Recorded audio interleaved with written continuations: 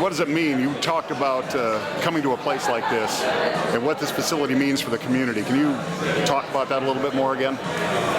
Well, I think that what it really means, I grew up playing music, and fortunately, I had a grandfather that watched over me and taught me about the heart and soul that goes into music. A lot of kids are not that fortunate. I think for the community here, a place like this where kids can come in and feel like they're a part of something that gives them a direction, that gives them some kind of sense of meaning in their life. You can't beat that. I mean, what would you rather do? Would you rather have them here learning how to play an instrument or out there on the street getting into all kind of shenanigans, you know? I think that for the community itself, it's a major step, it's a positive step, and I think that it gives the kids a sense of value and really the bottom line, a sense of hope that my life is worth something, you know what I mean?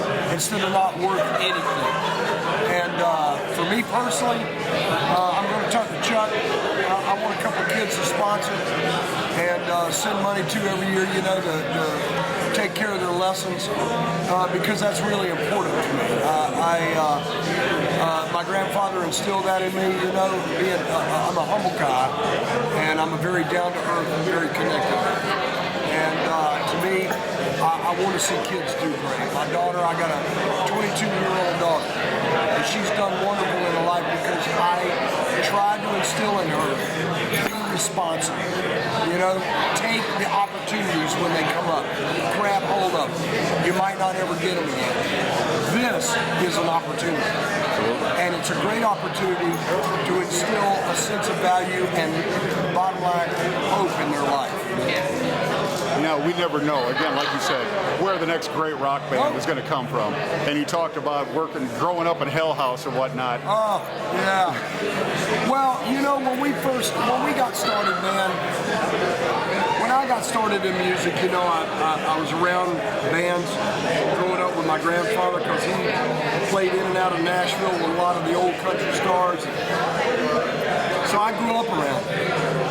Little did I know that I was going to have boyhood friends that would play music, and we'd get a garage band together, and things would turn out like they did.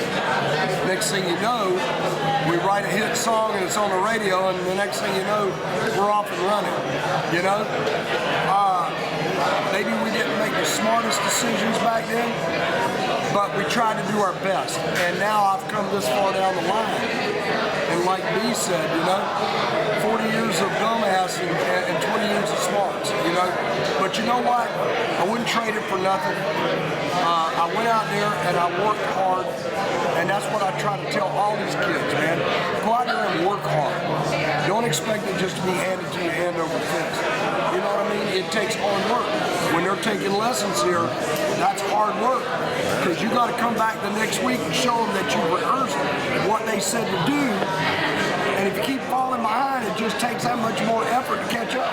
So there's the instilling the sense of value, you know. So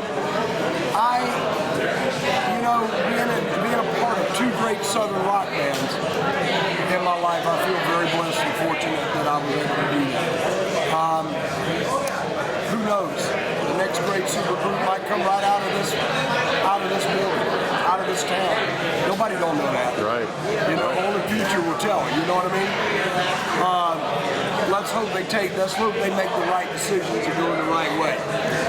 Talk a little bit about the buzz you guys feel up on stage. You touched on it briefly. Seeing 3 generations now of Lynyrd Skynyrd fans. I mean, again, I remember hearing Skynyrd on the radio again when I was 10 years old. I was hooked. I was in. And now I get to bring, you know, my daughter and my grandkids to see a band that Grandpa grew up on and show them that they can still kick ass.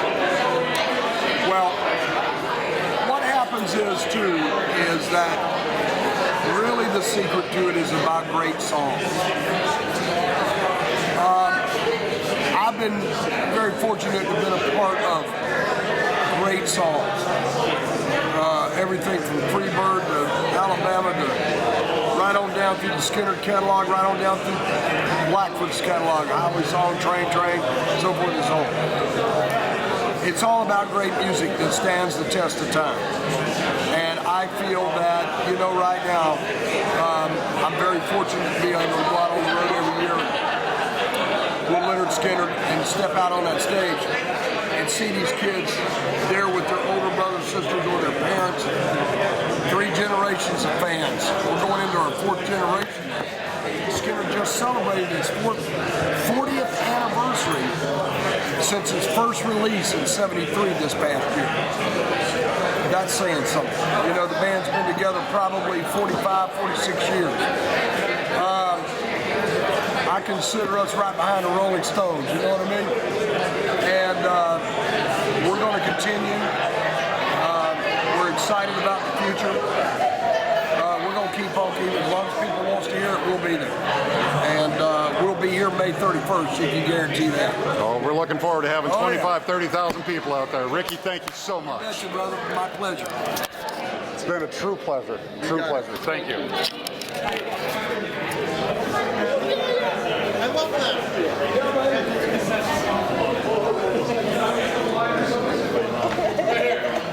Storing it up there. Meet your wife. Chuck, my wife. Honey, did you take a picture of me and Rickey? Oh. No, did you take a picture of me and Rickey? Were you over there? I got a video. Yeah, what can we? You want to get a picture of Sarah?